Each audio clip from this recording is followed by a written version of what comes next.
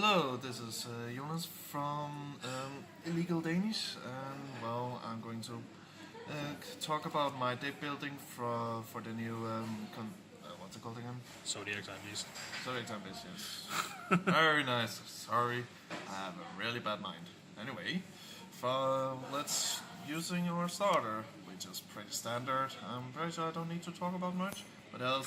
Push up here around there. Yeah, sorry. It's okay. I'm pretty sure I don't need to talk about that much about this guy though, since I'm pretty sure everyone knows him. Else, what a short telling? Grade 3 or grade 1 searcher. Yeah. You don't really need to talk about the obvious cards. No. And of course, the main grade 3. Well, I'm pretty sure you guys know them, know these already. Minus the opponent. And binding grade 3s. Free strides. Those are always nice. Yeah. Always the nice. Then one, the only one, the Ox. Yep. The powerhouse of a powerhouse. The powerhouse of getting your gear next turns. Yes. Then, of course, the slithering snake. Always good to have some counter charging. Then I'll play 4 of the new grade 2 Play-Doh, or whatever we should call him, the Play Dragon. Basically a Lego dragon. He's pretty nice to make sure I can either make a whole new column of attacks, basically.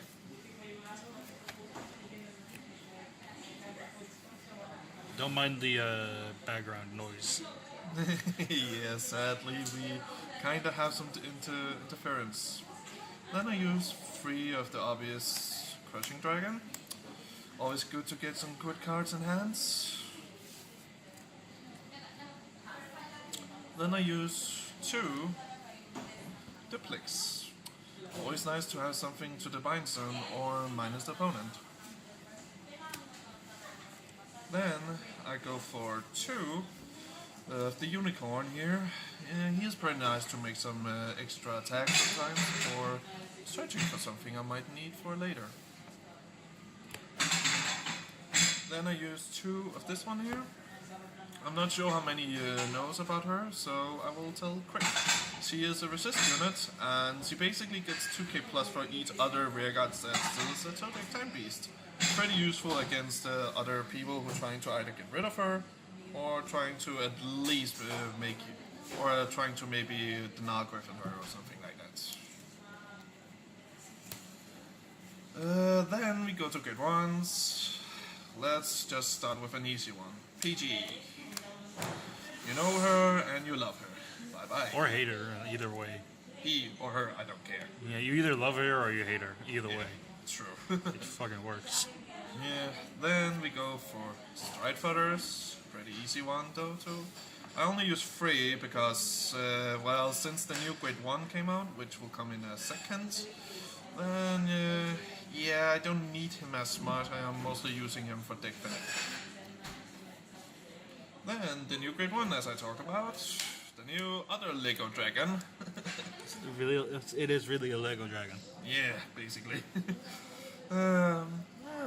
It's a pretty nice grade 1 though, since he is pretty good for either 2 things. He is a pretty good grade 1 for 2 things. If your opponent only has grade 2s on the field and you want to minus them, he is a grade 3 into your deck, so you can call them out instead, with time leaving and such. And he also have another good skill, getting 2k plus for each other rearguards that's is a Zodiac Time Beast. And Basically the same as the grade 2. yeah, and they also do one thing too as well. Both of them, they bind themselves, which is good. Yep, for the metal party plays. The other Lego Dragon. Lego dragons be like. Yeah. Lego Dragon.deck. Then, of course, this guy here. The bus. Yeah. He really looks like a freaking bus. Yeah, a little bit, yeah. Well, basically, I have considered using 4 instead of 3, though it is kind of good to using the other one here. But then again, it's just it's either up to you guys to either use 4 of this guy or 3. Right now, I'm just using 3. Then one of this guy. The Counter counter charger, the soul charger, the soul blaster, everything, and to make Good sure recycler. Good recycler as well, yes. He is everything, and you always need him at least one. I have considered using two, but for now, not really room for it. He's there whenever you need him, except when he's in the damage zone. Yep, fucking hell, right? Then crit triggers. 4 of this guy, and of course 4 of the new one. Binding and counter charging, pretty obvious. And 4 of this guy. I have considered one other thing though, in total, is either use 2, like taking 2 of these guys, and either use Hartron Burger or the Margle Clone, the crit trigger also, since basically sometimes you could use some more soul. Sometimes, not all the time, but sometimes. Then for sand triggers, well, there's only one choice: the freaking sheep.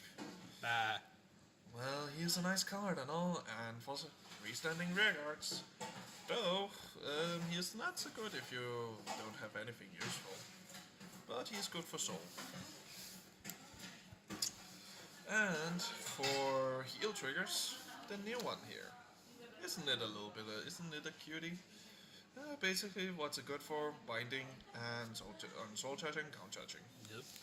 The heal trigger that everyone gets. Yep. Well, that's it for the deck. Now let's go for the G-Zone. Let's start off with the G-Guardians.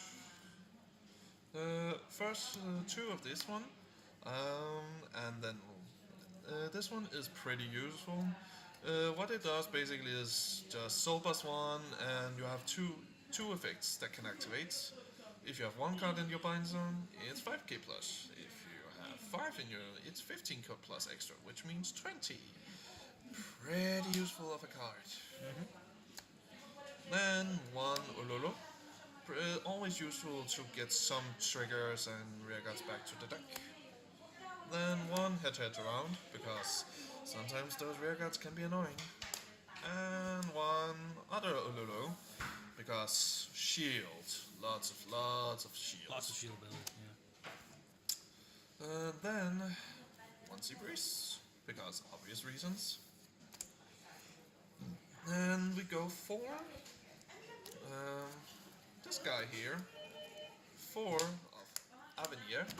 He is pretty useful for 2 things. Either first riding to make a more aggressive multiple attack turn on the first ride. If you're the one who first rides, you mostly want to go into this guy. But if you're the one who's going to stride after your opponent, it's up to you to either use the Pegasus or this guy here. Then, when as I said before, 2 Pegasus. Obvious choice to either get 2k plus to all of your Zodiac Time Beast rear guards in the front row, else and searching for stuff. Else not much. Then 2 Gear Next. Pretty standard for now, and yeah, there's no really reason. Gear next. Yeah, Gear Next is Gear Next. There's no reason to use more of him. Gear next is gear next. Gear next wins you games. And then, of course, the new guy, Heritage. You always hate him or love him, because why? Well, extra turns. Extra turns are always nice. And then one last thing, Ultimate Destroyer. The dust. Duster. Yep. Because dust is dust, and dust wins you games. Yeah.